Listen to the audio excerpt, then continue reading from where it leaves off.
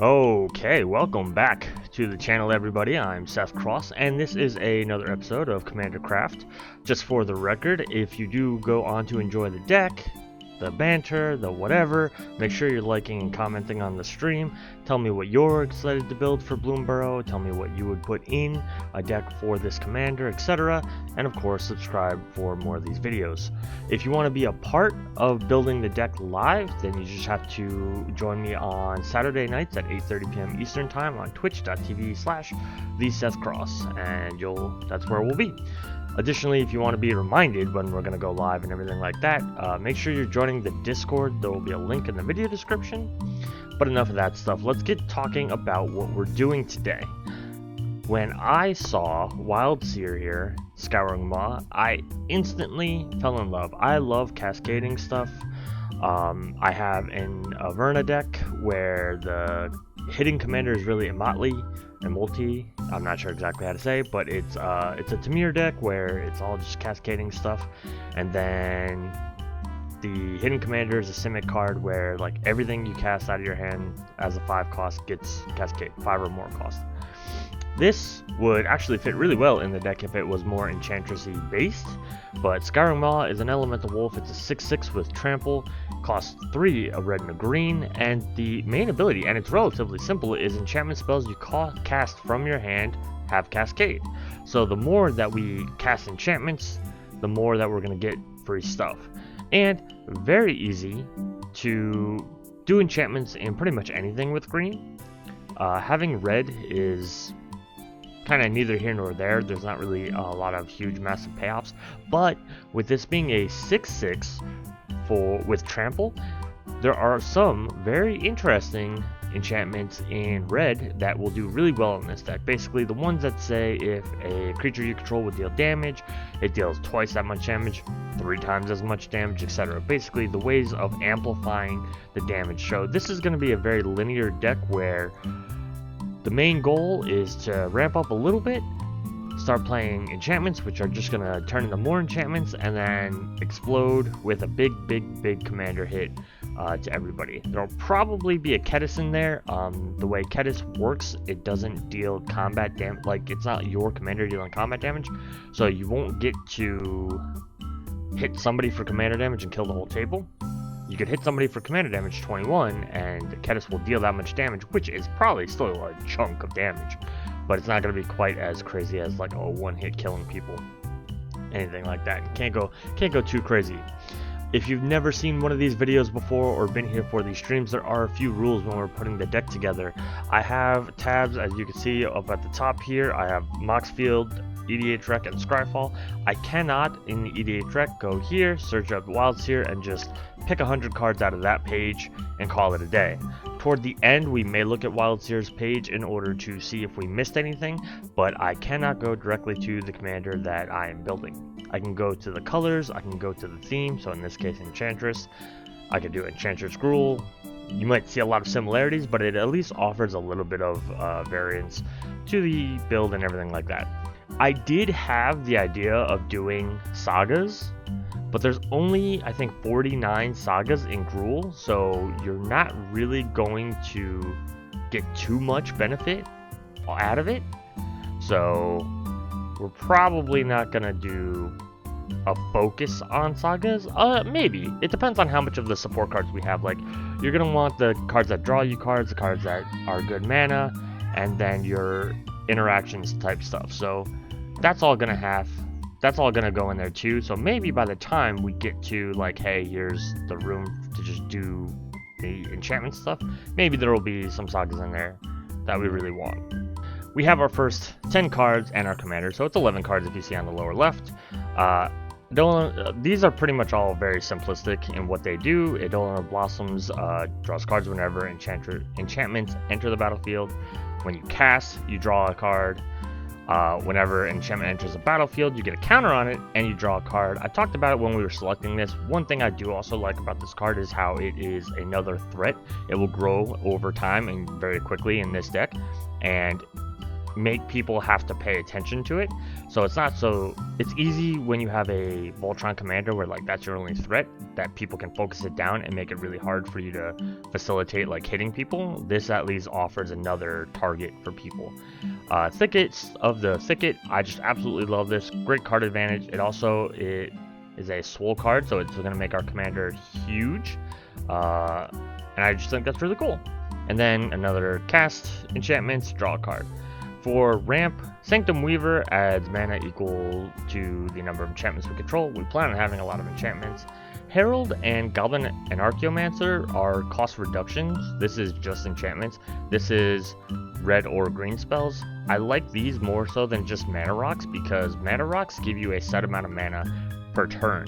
These, for the more as the game goes on and as your turns get more explosive, are going to give you overall more value, because each spell that you're going to cast is going to be reduced of if they meet the categories. Destiny Spinner, absolutely great against blue decks, and then it can also make again more threats. And Sunbird's Invocation, absolutely love Sunbirds. This is like my favorite enchantment in red, I think, ever. Do we put Descent into Avernus into this deck? Very possibly.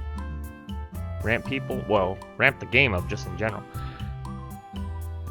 Might be in the next set of 10, but these are the first 10 for the deck. Alright, we have our next set of 10 cards added. The card advantage section didn't change at all. We haven't added anything to it. It's kind of awkward because, like, on one hand you do need to have card advantage in your deck. I'm not saying that you don't, but having it where a deck where as you cast spells you get more stuff, like, you're already adding to your value. But still, we'll have more card advantage as we go. Flaming Tyrannosaurus, absolutely silly card. I put this in as interaction. It's not really 100% interaction, but this is a 7 mana 5/5 with menace. Whenever you cast a spell from anywhere other than your hand, it deals 3 damage to any target and then put a counter on it. When it dies, it deals damage equal to its power to each opponent. So as you are cascading with your commander, you're going to be able to bolt things, so that's where the interaction part, and then if it gets big enough and we can make sure that it dies instead of getting exiled or bounced, we can deal a bunch of damage. Even if it only dies as a 5/5, that's still 5 damage to everybody. That's still 15 damage. That's still pretty good. Bigger on the inside, I put this as a ramp spell, but this is a silly Doctor Who card. This you can put this on an artifact or a land. So imagine if you put it on just like a clue token. That's awesome.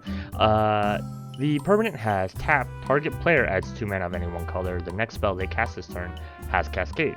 So basically, just like you could use this to ramp up a little bit by getting the 2 mana, and then cast an enchantment and Cascade. Absolutely crazy. Absolutely love it. Nyx Bloom Ancient. It's just a big enchantment creature that triples your mana. Nothing like super crazy to write home about. It's ramp, and also you'll cascade into something big off of this. Trail Tracker Scout.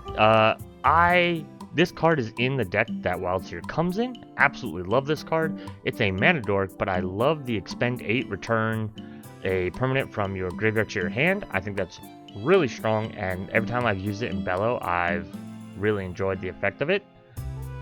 City on Fire. This is again another damage kind of amplifier. Sorcery with control will deal damage to a permanent or player, deals triple that much damage. It has Convoke. I don't know how much the Convoke's going to come into play with this deck, because we're not going to go super wide, but we'll see. Maybe it'll surprise us. Detective's Phoenix is a little bit of an oddity. I like it because it can give haste to Wildsear for 1 mana if you can collect Evidence 6. That means you have to be able to exile 6 mana value of cards from your graveyard. However, the other cool part about this is that you can use its bestow ability from the graveyard. So I think that's really good as far as recursion. If you do bestow it, it is still a 3-drop, so you'll cascade for 3. I just think that's pretty neat. I think having something that's recurable, and again, something that can give the commander haste for relatively little amount of mana, I think this will be a really good card in the deck. Fiery Emancipation, again, just amplifying damage. If a source would deal damage to a permanent or player, deals triple that much damage. This one does not have Convoke, so that's really the only main difference. Unnatural Growth just doubles the power and toughness of all your creatures, so not bad, but nothing like super crazy out of control. Like nothing that isn't what we are already seeing, I guess is how I want to say that. Xenagos, God of Revels. Again, I always forget that Xenagos doesn't give trample, he gives haste, as he doubles the power and toughness of something. Or not doubles the power and toughness, he gives power and toughness equal to the thing's power, is the right way of saying that. But I love things that give haste to our commander, because it's going to have to be a big threat kind of out of nowhere.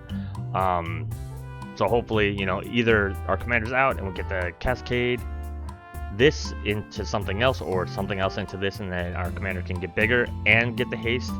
Or like if this stays out for a while because it's indestructible, we bring our commander out later and we can just give him that +6/+6 and haste.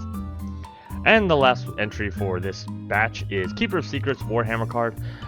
This is a really cool card. Whenever you cast a spell from anywhere other than your hand, it deals damage equal to that spell's mana value to target opponent. Not really in terms of interaction or anything, but just we have so many big spells that we're going to be cascading into. Sometimes it'll only be like 1 or 2. Sometimes it'll be like we can cascade 8. What if we get another 7 drop? Like we're going to shoot somebody for 7?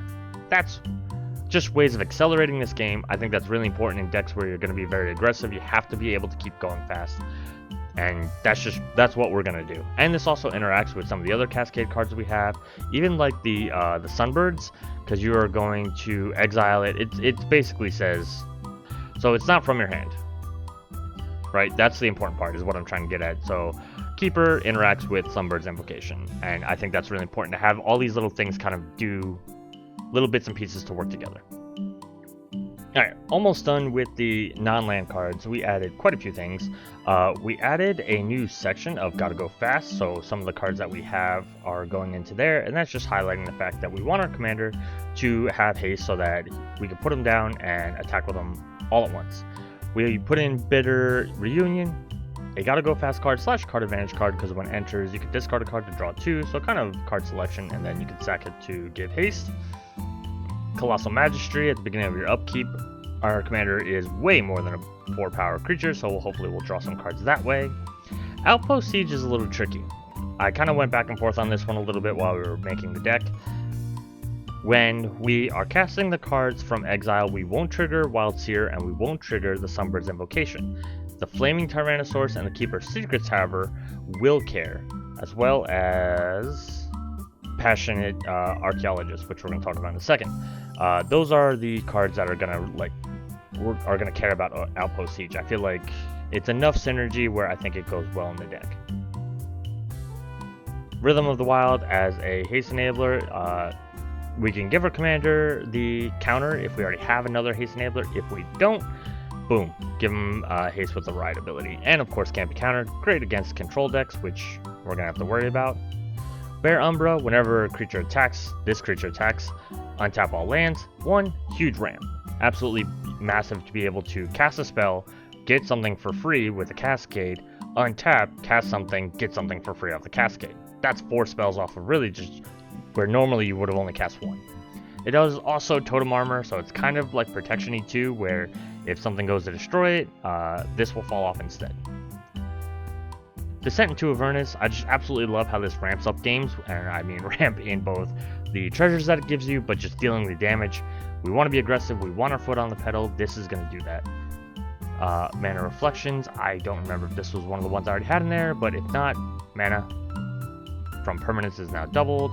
Nature's Will, whenever a creature you control will deal combat damage to a player, untap all lands they control and untap the lands you control. So again, kind of like the Bear Umbra in that sense. And Passionate Archaeologist, so now when we're casting spells from exile, we'll be dealing damage to opponents. This time, for this next batch of 10, we've mostly beefed up our interaction. We have Beast Within, Kenrich, just getting rid of pretty much anything. Kenrich Transformation to turn things into an elk. Corrosive Grip, again, getting rid of Artifact or Enchantment. Lignify, turning something into a tree as opposed to a elk. Turning something into a land with Song of the Dryads. Trickster's Elk, which Mox told me about in the chat. I did not know what this card was. It's silly and I love it. Wild Magic Sorcerer, I just forgot to put this in there before. I think it's really fun for, we're going to be cascading, so let's cascade some more. Return of the Wild Speaker, because again, we are predicting that we're going to have a fairly big commander, even if it's only 6. 5 mana for a 6, draw 6 is not terrible. And then we also added Deflecting Swat and Heroic Intervention in order to kind of like keep our commander safe. Deflecting Swat so that if somebody's trying to target removal, we can redirect it somewhere else, and then just Heroic Intervention to protect our commander. That way nobody can get rid of them at drop of a hat. Okay, so we did finally take a look at some of the sagas and everything like that. We'll go over them in a second. First thing, Ral and the Implicit Maze. Kind of put it in here for card advantage because of the second ability.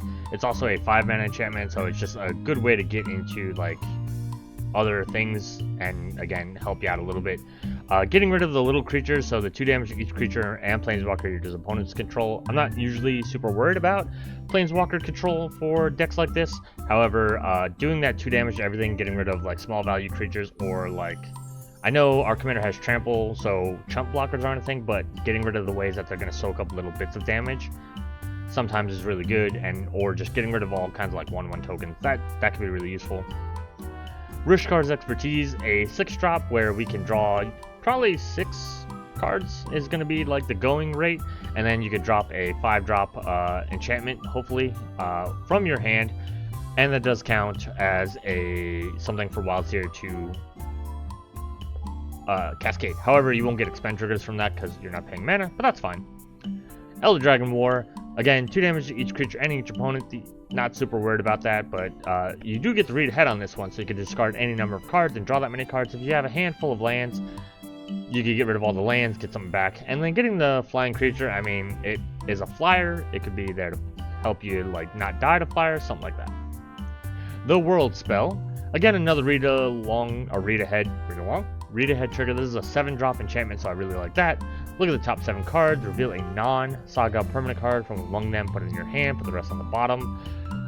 Do that twice, or put up the 2 non-saga permanent cards from your hand to the battlefield. So when we're talking about already cascading and wanting to get free stuff, that is quite literally free stuff. You can do 7 mana and just immediately put 2 things into the battlefield. Again, it won't trigger the cascade, like putting the thing onto the battlefield won't trigger. The 7 mana, if you're casting the World Spell, that will cascade, but not the ability part. We did put Purphoros the Bronze Blooded in here, just as another haste enabler. We talked about it a little bit, but we very much want our commander to be able to hit the battlefield and then immediately go in. For another saga, the Acer Escapes Valhalla. Exile a permanent card from your graveyard. You gain life equal to its mana value. Incidental life gain is not bad. Put a number of counters on target creature you control equal to that mana value. And then for the 3rd time, you can return it and the exile card to their owner's hand.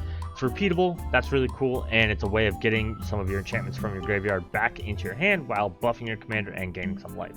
I think those are really cool, like incidental value things. It's a little bit slow, it's a little bit telegraphed, but that's fine. I think overall that's okay. Now Fashin, whenever you cast a spell from exile, you can copy it. You can choose new targets for the copy. If it's a permanent spell, the copy gets haste and has to be sacrificed, but depending on what it is, like you can exile, or you can cascade into an enchantment that triples all your mana, right? So you can basically get ×6 of your mana, which is pretty crazy, I would say. Faldorn, just because we are going to be cascading a lot, this was probably the more like Gruul Cascade Commander, or one of the first ones that came out. Just be able to go a little wide, again, kind of diversifying our threats by having some 2/2s, and then it is even a little bit card advantage with exile the top card and you can play it. I didn't put it in card advantage, but it definitely should be. And lastly, Arasta is an enchantment creature, so we will get the cascade with it, and then just kind of gives us, again, some small little creatures that have reach. I love having creatures with reach. A lot of times that will save your life in a game where somebody's trying to kill you with flyers and you just don't want to let that happen, so you put a little 1/2 spider in there. The only thing that would make it even crazier better is if the spiders could come with Death Touch, but you can't have everything, and that's okay. And then the last card we put in here was the Eternal Witness. Just getting your enchantments back. People are inevitably going to want to get rid of your enchantments, so you just need a way to get them back. So gotta have that, and it's just a good little value creature. Okay, last batch before we do the lands. There's 11 in this batch just because we were doing 10 every time, and with our commander that would be 11, 21, 31, and now we're at 62. That's pretty much usually where I cut it off before I do my lands. I like to have just around 38 lands just because that I'm superstitious, and that number to me sounds like the right number. In case of the locked hothouse, I looked at this one before and forgot to put it in. It's kind of a ramp card in the sense of you can put additional lands down, but after you solve it, you can cast creature and enchantments from the top of your library where you can look at it. Obviously, that's where the card advantage parts where you can start. You won't cascade off of them, and that's important to know. But if we absolutely need to cast things, then that's what we're gonna do, you know? New card from Bloomborough along with our commander is Season of Gathering. You get to choose 5 paw prints worth of modes. We're almost never going to choose a second one unless somebody's doing an artifact deck, just because. But usually we're going to do the third one and then 2 of the first one. So putting a counter on a creature you control and gains vigilance and trample until end of turn. We might put the counter on our commander and just kind of waste the fact that it's vigilance and trample. It already has trample and we'll get vigilance twice. But we really want it for the draw cards equals to the greatest power among creatures you control. I think that's really strong. I had forgotten Snake Umbra when I put Bear Umbra in. I forgot that Snake Umbra basically just says draw a card when this hits, and with our trample commander, it's probably going to happen fairly consistently. Then for our mana, we of course want to triple our mana as much as humanly possible. Plus this also kind of brings some stuff back from the graveyard if you do the adventure. This is Virtue of Strength / Garen Bridge Growth. I think I said that right. We put some mana rocks in. We put Thought Vessel for the no maximum hand size because of how much card advantage we have. Talisman of Impulse, Soul Ring, Arcane Signet, and Gruul Signet just for the colors and everything like that. Just we were trying to fill out the ramp package a little bit better because I felt like it was a little bit weak at the time. We added Creeping Renaissance because then we can aim enchantments and bring all our enchantments back to our hands, and hey, maybe we can get a huge turn if we have a lot of double, triple mana, blah, blah, blah, and just cascade, and basically play our entire deck. That'd be pretty sweet, actually, to be perfectly honest with you. And then I think our last card was Bow of Nylea. This is just giving attacking creatures Death Touch, which with Trample, if you don't know, this works really, really well. Trample basically says you have to assign a lethal amount of damage, and Death Touch has any amount of damage that a creature deals is lethal. Essentially, I'm paraphrasing. So 1 point of damage is lethal damage, and then the rest gets to trample over. So now when we are either buffing our commander or anything like that, we can assign all the extra damage except for 1 to the player instead of having to do, like, let's say something has a toughness of 3, then we only get 3 carried over. Here, we only have to do 1, and then we get 5 carried over, unless, of course, Wildsear is bigger, something like that. Okay, so I've added in all the lands, and similar to the last deck that we did, which I forgot, the Squirrel deck, I did them all at once. There's not a huge amount of utility lands for this one. Boseiju, which is a little bit of removal. Nykthos, we plan on having a lot of enchantments on the battlefield, so we'll have a lot of pips to play with.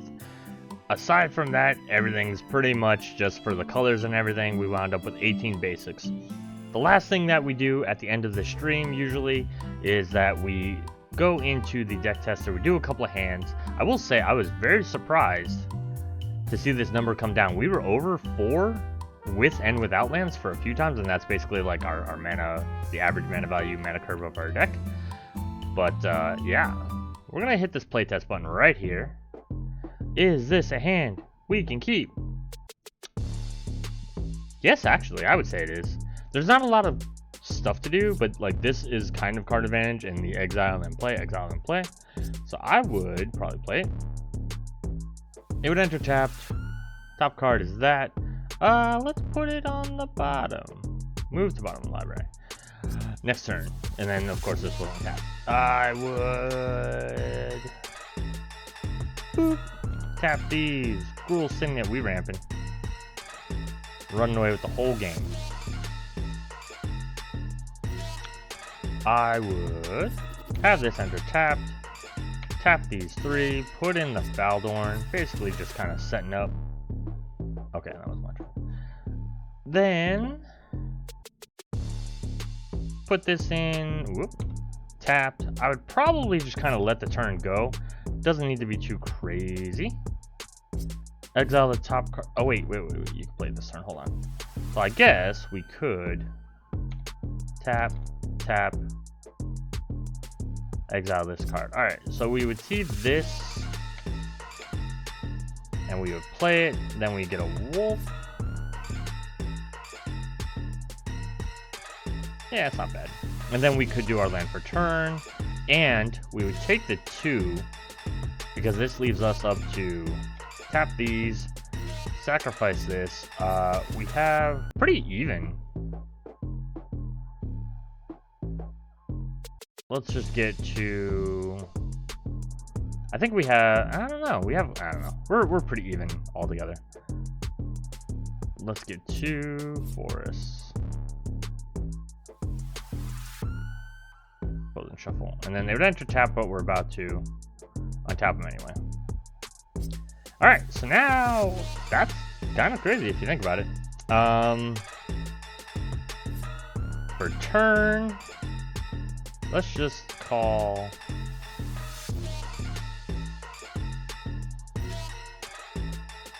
we'll tap those, put out our commander, right? Alright, entered the fray, and then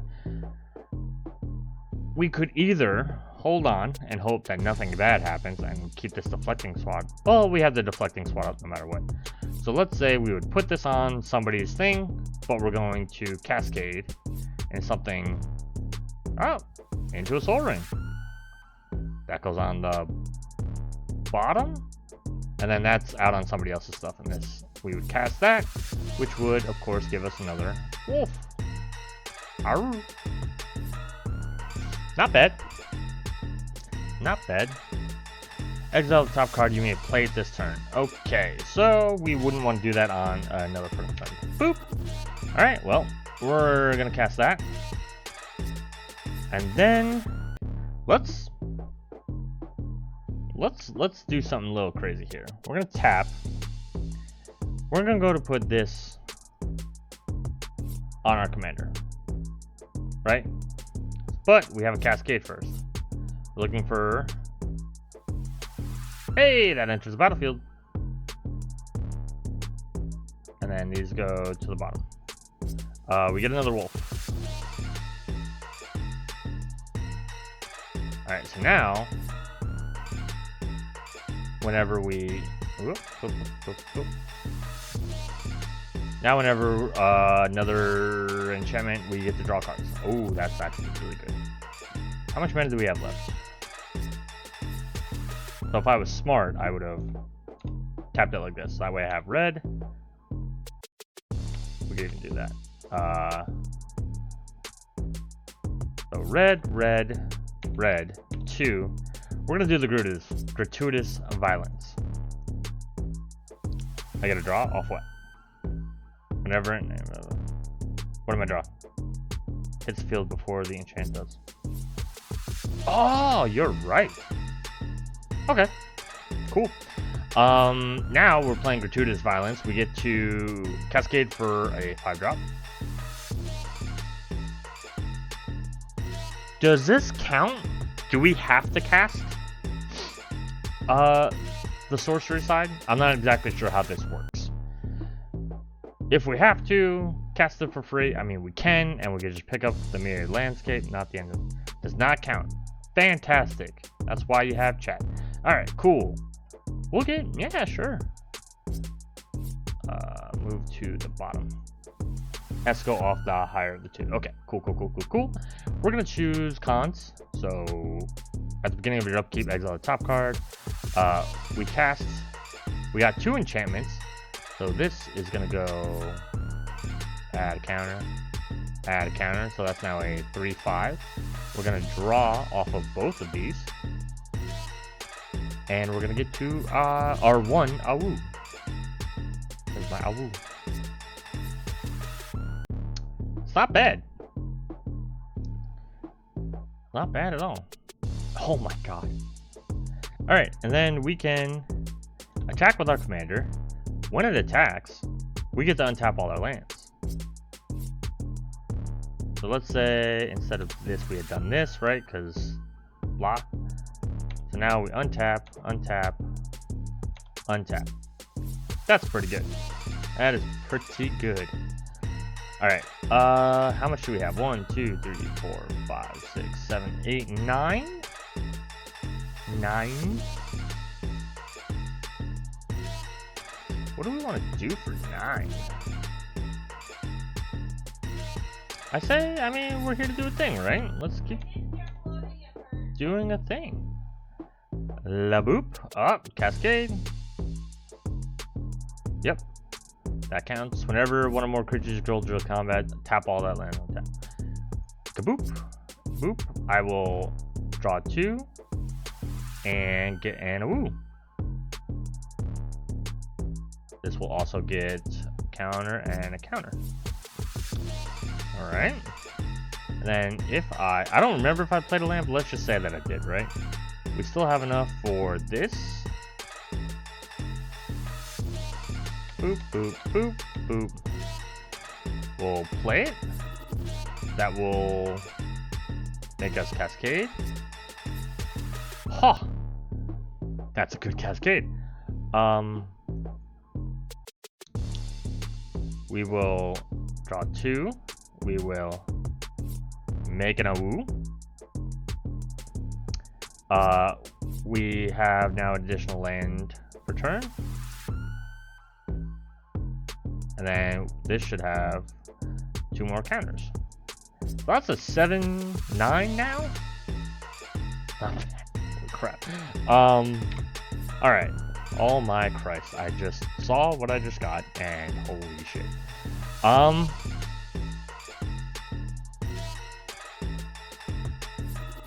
3 times as much mana. Why would you do this to me? 1, 2, 3, 4, 5, 6, 7. Let's cascade for that much. Ah, that's fine. We get an awoo. We get to draw, because that is an enchantment. Oh, we were supposed to exile that and be able to play that. So that would have been what we drew. So that would have been by draw. Okay, cool. We caught up. I have 2 lands to play for this turn. I have a lot of green. I have a lot of red. Holy shit. 1, 2, 3, 4, 5, 6, 7, 8, 9, 10, 11, 12, 13. 1, 2, 3, 4, 5, 6, 7, 8, 13? Well, let's tap for 3 colorless. Make 13 red. I mean 13 green. We just... Like, 13 green... We'll have 3 red, so 2 red and 8 green. Just play this guy. Nothing special, but 1 red and 7 cascade for a 1.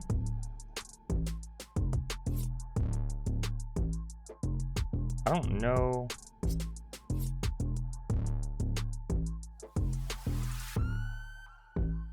Do we have any other 1-drops other than...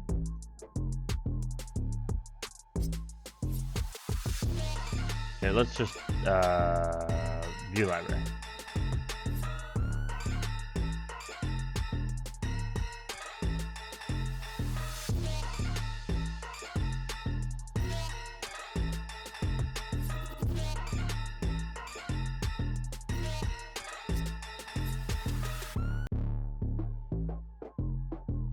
I don't think there's another 1-drop in this deck. Screw it. We're just gonna say that there's not.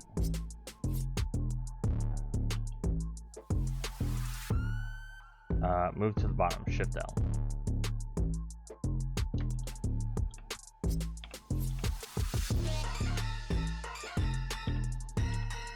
Which means we won't get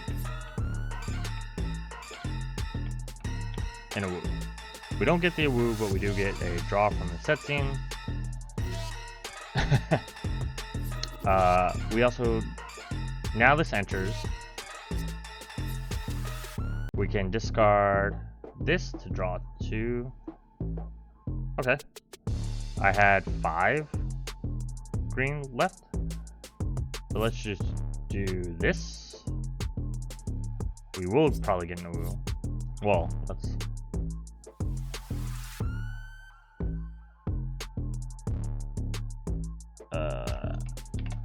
Alright, we'll get no woo.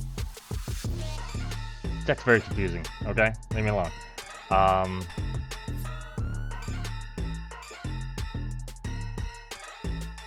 What did I cast for this? It or another. So I will draw off of this, then this will enter and I'll draw 2. I think I did that right.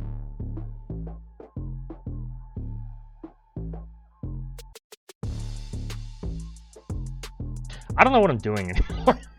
I think I did stuff right, but I don't remember. Let's try that again. Let's do we'll restart. We always do 2. We always do 2. Okay.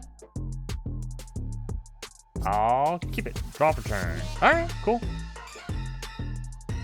First land. Boop. Second land.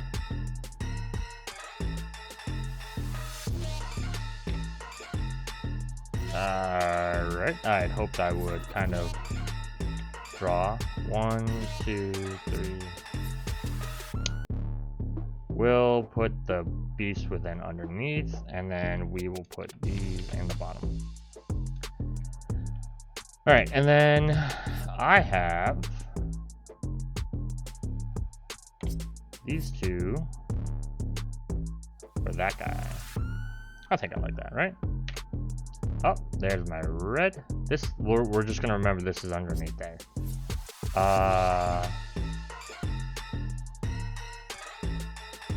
The first spell you cast from exile has.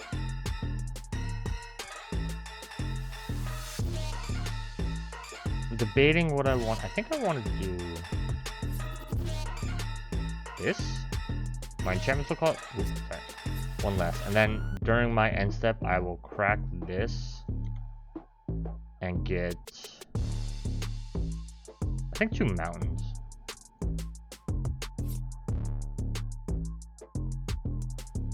Okay. And then we will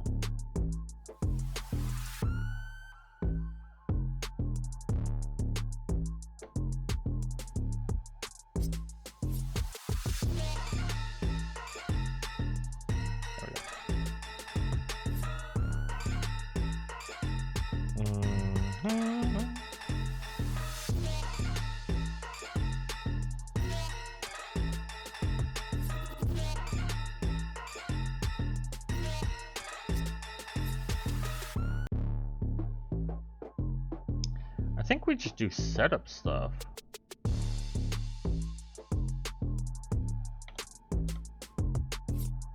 Yeah, like we're just doing setup things right now. We have 3 left, but I don't need it.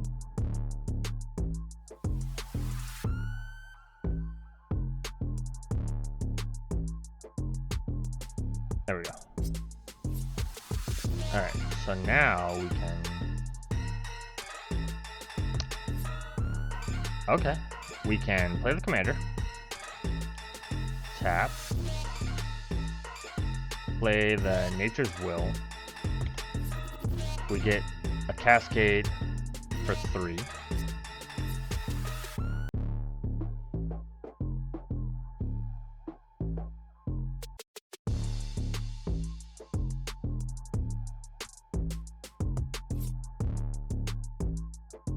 Okay. And then the first spell we cast from exile, so now we cascade for 2. Ah, that sucks. So cascade. You may put the exile cards. Okay. So we're not gonna cast it.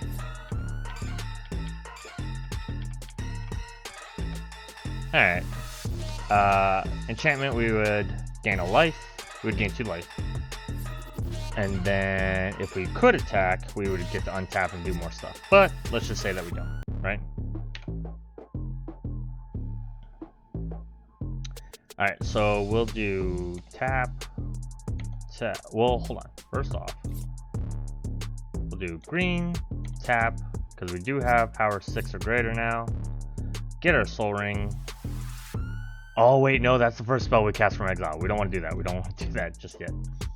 We want green, green, 4. We'll do this. We'll add a counter here, add a counter here, and then draw. I don't know how these stack. If I resolve them all at once so it only gets me 6 or gets me 8, I'm just going to say the 6. 1, 2, 3, 4, 5. Top to bottom, 6. Okay, cool. Alright, I have a thought vessel, so I don't have to worry about discarding. I don't remember if I played a land.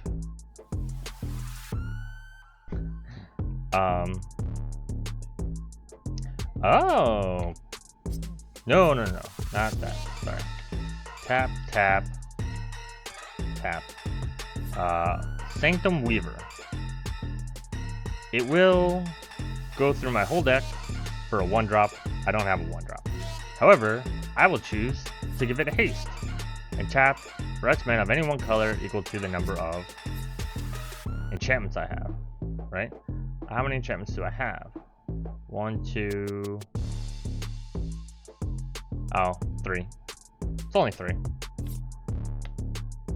But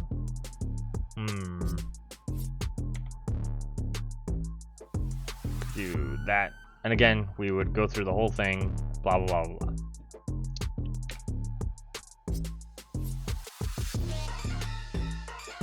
Boop, boop. Take a damage. It doesn't really matter what we get.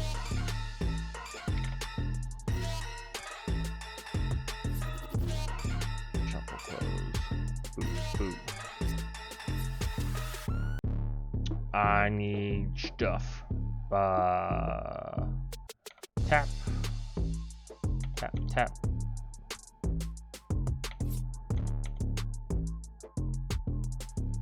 Yeah. 1, 2, 3, 4, 5, 6, 7. Whoop. 1, 2, 3, 4, 5, 6. Okay. Boop. Now we're gonna draw 8 and then drop a 5-drop. 1, 2, 3, 4, 5, 6, 7, 8. There's some stuff in here. And we cast a spell from exile.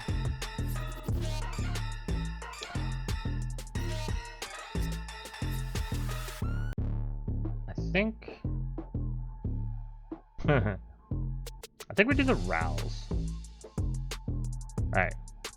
Cast that one for free. So our expend, we're at what was that? 6. 2 damage to each creature and planeswalker opponent's control. Whatever. Don't really care. However, I get to play that. It is played from my hand, right? From, you may cast a spell without, okay, from my hand. So now I will, and then, so this is on somebody else's thing. I get, that's the first card I would cast from exile. So that would have cascaded into a 0. Because I don't have another 1-drop. Yep, that's about how the life is. That sucks. I would gain some life. Oh, I tapped 1 too many for that. Alright, so the first spell, boop, boop. Play that. I would get to...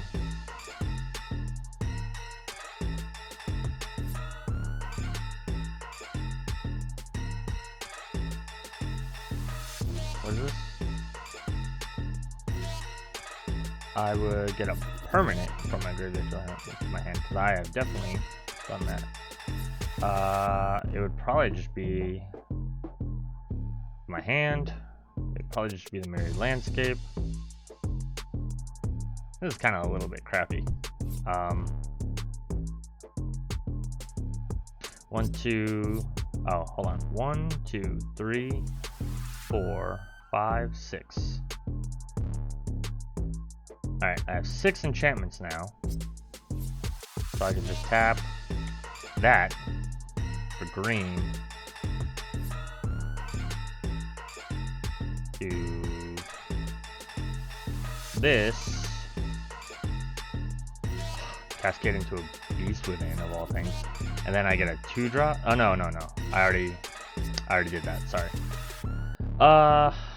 So now my mana taps for twice.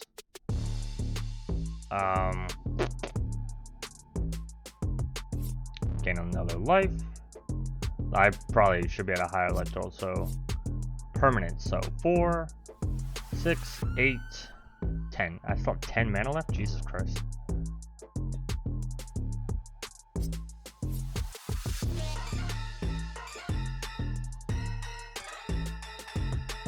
We'll just tap it all. This will be for green. So I only have 2 green and 4 of anything else.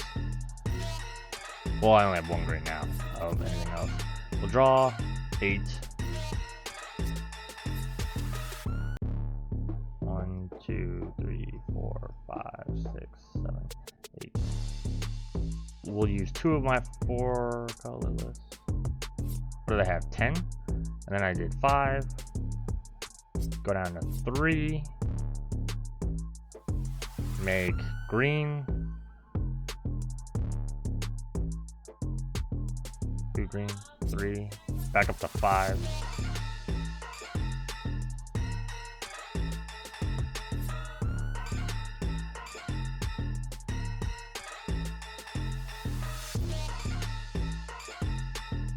I did a lot of shit, but like, kind of didn't like get me anywhere.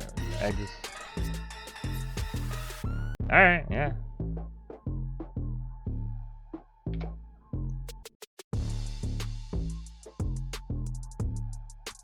Oh gosh, I have a lot of ways of drawing a bunch of cards. I mean, I could go to attacks and then I could untap everything. So let's just say I attack, right? Probably gonna hit. It's turn 8. 1 or more creatures, untap all lands. Alright, so tap, tap, tap, tap. Whoop, tap, tap, tap. Just lands. They still do twice as much. Or they still are twice as much. So 1, 2, 3, 4, 5, 6, 7, 8. So I have 16 mana. 2, 3, 4, 5. I could do 10 and 8. So I have 10 and 8, 10 and 8, 10 and 8.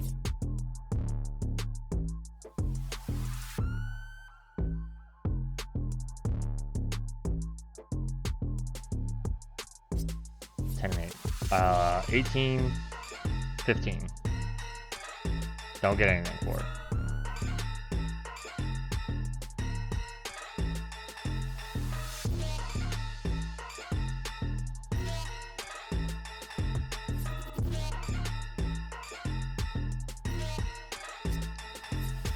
$15, 7, go down to 8. So I am gonna cascade first. Case.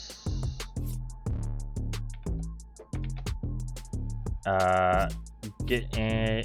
Oh, didn't mean to do that, but okay. Get in a woo. I have more than 7 lands, so I can cast enchantments from the top. Okay, cool. What did I just say? 8, so let's do 3. Doesn't get cascade.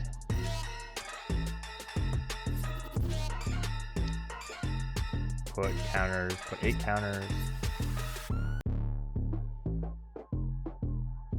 7, so 10, and then I would draw 2 cards because it's definitely the biggest. Alright, the next turn, if I don't kill somebody, I don't know what I'm doing with my life.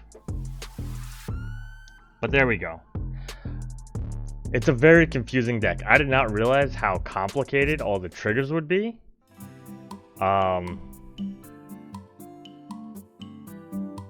Do I like it though? So I will say that having played Bellow, Bard of the Brambles a few times now, I really like that style of play, and I think it's a lot of value. I actually originally bought that deck for to get Wildsear. Either that or I was gonna buy it as a single. But I always play the pre-constructed decks a few times on my Friday games. I played it with Bellow the first time, and I think a second time after that, and Wildsear once. And Bellow just offers so much value. I might need to get rid of some of the card advantage and find some more ways to do things with the deck. And what I mean by that is that it's great to have all this going on, and maybe I just need to play with it more. Maybe it's a style of play where you're not as aggressive and you're kind of waiting for your chance, and you're doing value things, and then you kind of pop off all at once. I'm not 100% sure. I would like to see the deck played a few times. If you would like to look at the deck, make sure that you check the link in the video description down below. Of course, if you want to help build these decks, make sure that you're out here on Saturday nights at 8 o'clock p.m. Eastern Time on twitch.tv/Seth Cross. If you had fun watching this, of course, leave a like, comment the cards that you think don't fit, cards that you would put in, etc. Which cards are from Bloomborough are you excited to play? Definitely let me know that. Subscribe so that you get more of these in the future. And definitely a big thank you to Pell and Mox and Mick McGee, who were in the chat while we were brewing the deck. Appreciate y'all. Appreciate my recent subscribers. I just also have been kind of shouting out Zabiff lately because she's coming up on 3 years subscribed to the Twitch channel. That's insane. But if you want to help out, join the Discord. That's where I post everything for all the content I do. And I will see you next time.